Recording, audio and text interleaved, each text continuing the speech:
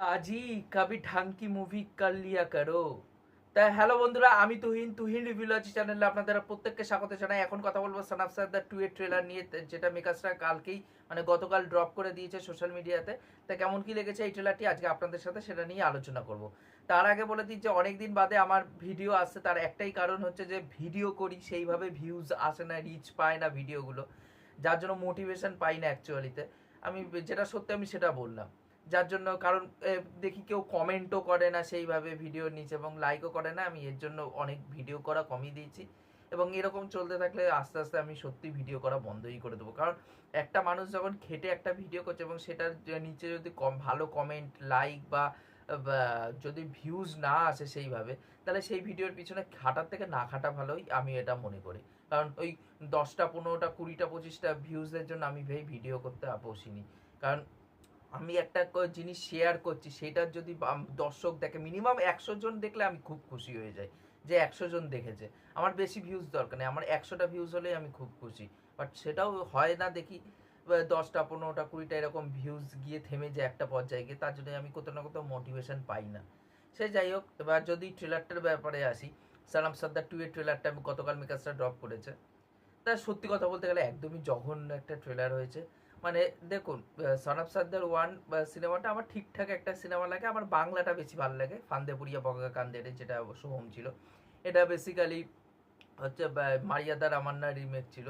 তা এখন যেটা শোনা যাচ্ছে যে এটা বাস্টার কিটেনের একটা সিনেমার থেকে, আওয়ার হসপিটালিটি এই সিনেমাটার থেকে ইন্সপায়ার্ড হয়ে এস রাজামৌলি ওই সিনেমাটা বানিয়েছিল মারিয়াদা রামান্না। তারপর তো ওটা বাংলা এবং হিন্দিতে রিমেক হয় সন অফ সর্দার এবং ফান্দে পড়িয়া বগা কান্দেরে।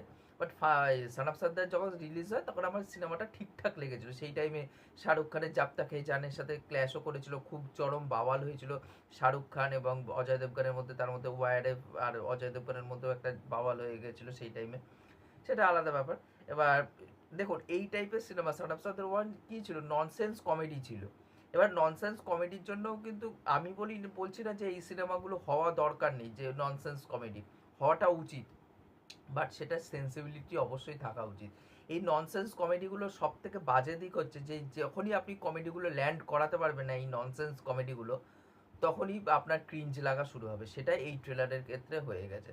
মানে একটাও কমেডি ল্যান্ড করছে না। ট্রেলারের যে ওপেনিং সিনটা, একটা মানে একজন বিদেশি মহিলা পোল ড্যান্স করছে এবং সে যখন পড়ে যাচ্ছে খাটের উপর, পুরো একদম জড়াগুটি পেকে যাচ্ছে।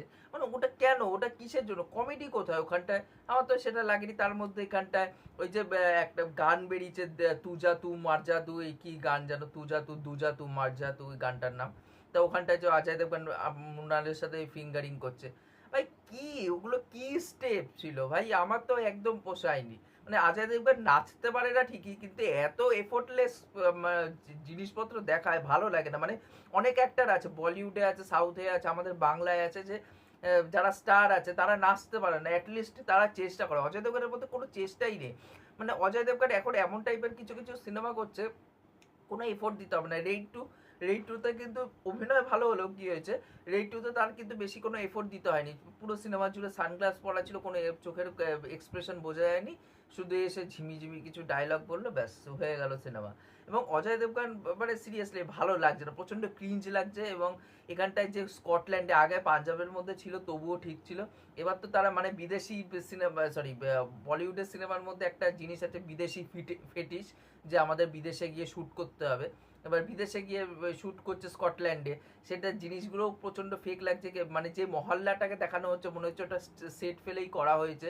আর এত কালার স্যাচুরেশন বাড়িয়ে দেওয়া হয়েছে, এত কালারফুল করে দেওয়া হয়েছে, প্রচণ্ড ফেক লাগছে দেখতে। আমার একদম ভালো লাগেনি কোনো মানে মানে একটা সিনের কমেডিও ওয়ার্ক করেনি। মানে ওই যে দেশি ঘিয়ের যে ডায়লগ, মৃণাল বলছে যে বলে এটা দেশি ঘিতে আমি তৈরি করছি, বলে দেশি ঘি, এটা কি কি এটা? মানে আমার না সিরিয়াসলি এই ট্রেলারটা দেখে প্রচন্ড মাথা গরম হয়ে গেছে। লাস্ট আমার এই কমেডি সিনেমা দেখে, হাউসফুল 5 দেখে মানে আমার মাথা গরম হয়ে গেছিলো, এটাও দেখে এখন মাথা গরম হয়ে গেছে আমার। সিরিয়াসলি বলছি, মানে বলিউডের না কমেডি এখন কাজ করে দেওয়া বন্ধ করে দেওয়া উচিত। কারণ বলিউডের কাছে সেই রাইটারও নেই আর সেই ডিরেক্টরও নেই ক্যাপেবল, যে সেগুলো জিনিসগুলোকে পুল আপ করে দেবে। তো এটাই ছিল আমার বলার। ওভারঅলে আমার ট্রেলারটা খুবই বাজে লেগেছে। এবং রাভি কিষানকেও রাখা হয়েছে, সঞ্জয় মিশ্রাকেও রাখা হয়েছে, তাদেরকেও ঠিকঠাক করে ওয়ার্ক করাচ্ছে না। গল্পটা বেসিক্যালি এখানটা একটা ছেলে একটা মেয়ে ভালোবাসে, ছেলেটার বাড়ির লোক মানতে চাইছে না, ছেলেটার বাড়ির লোক চায় যে আর্মিতে গিয়ে মানে আর্মিওয়ালা পরিবারে গিয়ে ছেলেটা বিয়ে করুক কোনো মেয়েকে। তা ওভারঅল খুবই বাজে একটা ট্রেলার হয়েছে, স্কটল্যান্ডের মধ্যে শ্যুট করা হয়েছে, মানে বলিউড ফেটিস যেটা, যে আমরা বাইরের দেশে গিয়ে শ্যুট করব, সেটা এখানটায় করা হয়েছে। আর দেখার এই সিনেমাটা কেমন কি চলে। হাউসফুল 5ও খুব একটা যে বিজনেস করতে পেরেছে তা নয়, দেখার এই সিনেমাটা কেমন হয়। আমি তো চাই এইসব সিনেমা ফ্লপ করে যাক, তার একটাই কারণ এইসব সিনেমা যদি হিট করতে থাকে তাহলে ফ্র্যাঞ্চাইজির পর ফ্র্যাঞ্চাইজি আসতে থাকবে, এটাই হচ্ছে মানে খারাপ জিনিস হবে। তাই এই ছিল আমার ওভারঅল বক্তব্য। ভিডিওটি ভালো লাগলে অবশ্যই লাইক শেয়ার সাবস্ক্রাইব করে পাশে থাকবেন। আর এই ট্রেলারটা কেমন কি লেগেছে সেটা নিচে অবশ্যই কমেন্ট করে জানিয়ে যাবেন। এখনকার মতন টাটা, বাই।